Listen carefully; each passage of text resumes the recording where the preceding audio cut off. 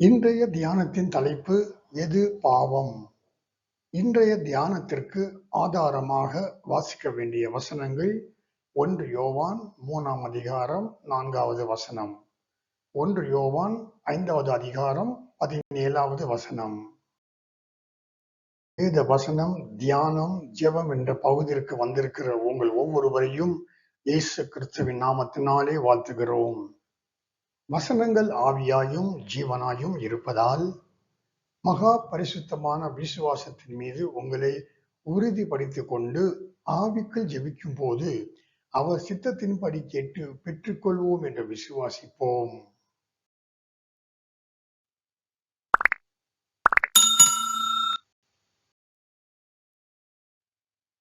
இயேசு கிறிஸ்துவுக்குள் பிரியமான தெய்வ ஜனங்களே, இயேசு கிறிஸ்துவின் வல்லமையான நாமத்தில் உங்கள் அனைவருக்கும் ஹோப் ஃப்ரம் ஹெவன் சார்பாக அன்பின் நல்வாழ்த்துக்கள். கர்த்தருடைய பிள்ளைகளாய் இருக்கும் நாம் அப்போஸ்தலராகிய பவுல் சொல்லுகின்ற விதமாக கர்த்தருக்குள் சந்தோஷமாய் இருப்பதுதான் நமக்கு நல்லது. அதுவே மெய்யான ஆசீர்வாதமும் கூட. கர்த்தருடைய கிருபை எப்போதும் நம்மை தாங்கிக் கொண்டிருப்பதால் நாம் எப்பொழுதும் அவருடைய சமூகத்தில் நம்மை தாழ்த்த வேண்டும் என்று கர்த்தர் விரும்புகிறார். பிரியமானவர்களே, பாவங்களில் 2 வகை உண்டு. ஒன்று, செய்யக்கூடாதவைகளை செய்து பாவத்தில் விழுவது. இரண்டாவது, செய்ய வேண்டியதை செய்யாமல் பாவத்தில் விழுவது. கர்த்தருடைய சமூகத்தில் நாம் நியாயம் விசாரிக்கப்படும் போது கர்த்தர் இவ்விரண்டு விதமான பாவங்களையும் விசாரிப்பார்.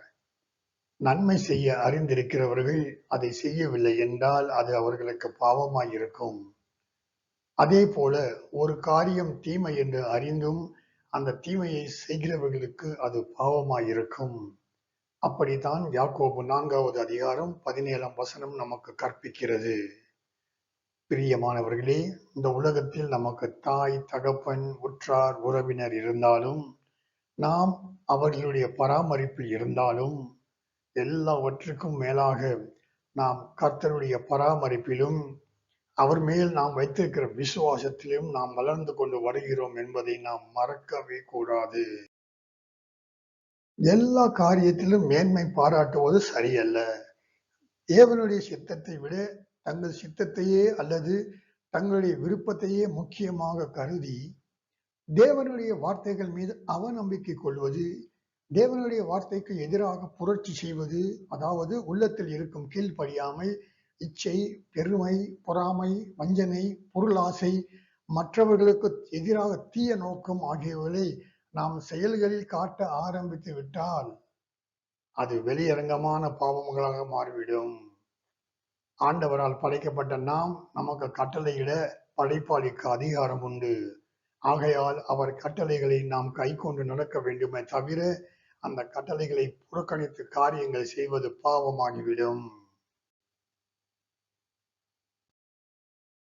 உதாரணமாக, ஒரு விஞ்ஞானி ஒரு காரியத்தை கண்டுபிடித்தால் அந்த கண்டுபிடித்த காரியத்தின் முழு கட்டுப்பாடும் அந்த விஞ்ஞானியின் கையில் தான் இருக்கும். கண்டுபிடித்த கண்டுபிடிப்பு தானாக ஒன்றும் செய்ய முடியாது. அதே மாதிரி தான் நாம் ஆண்டவரால் உண்டாக்கப்பட்டிருக்கிறோம். என்ன வேண்டுமானாலும் நாம் செய்யலாம் என்று நினைத்து எல்லா காரியத்திலும் நான் தான் என்று மேன்மை பாராட்டினால் உன்னை அவர் குழியில் தள்ள எவ்வளவு நேரமாகும்? தேவனுடைய கட்டளைக்கு புறம்பாக செய்கிற ஒவ்வொரு காரியமும் வேதத்தின் பிரகாரம் பாவம்தான். அப்போஸ்தலனாகிய யோவான் பாவத்தை குறித்து எச்சரிக்கிறார்.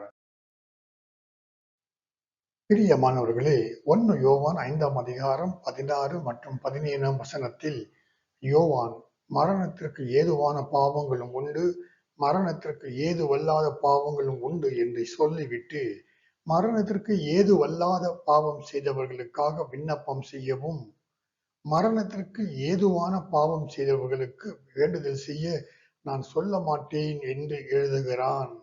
இதை குறித்து தேவனுக்கு சித்தமானால் இன்னொரு பதிவில் தியானிப்போம்.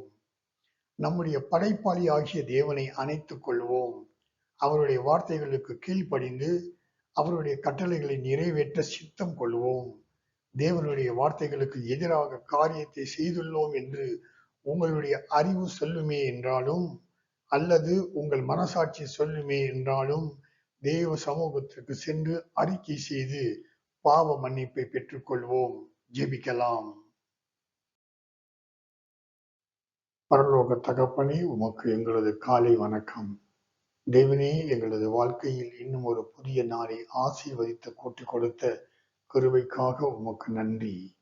தகப்பனே, நீர் எப்போதும் எங்களோடு கூட இருக்கிறீர் என்பதை நாம் உணர்ந்து உம் வார்த்தைகளை கைக்கொண்டு உம் கட்டளைகளை நிறைவேற்ற எங்களுக்கு நீர் செய்கின்ற தயவிற்காக உமக்கே ஸ்தோத்திரம். எங்களுக்கு நினைவிருக்கும் பாவங்களை உமது சமூகத்தில் அறிக்கை செய்துள்ளோம். மன்னிப்பீராக. மீண்டும் அதே பாவங்களை செய்யாமல் காத்துக் கொள்வீராக. எங்களுக்கு நினைவில்லாமல் இருக்கிற பாவங்களையும் மன்னிப்பீராக.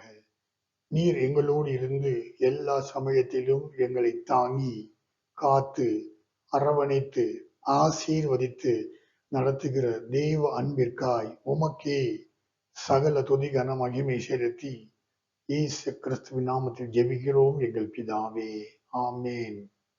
தேவன் தாமே உங்கள் ஒவ்வொருவரையும் அபரிமிதமாக ஆசீர்வதிப்பாராக. ஆமேன்.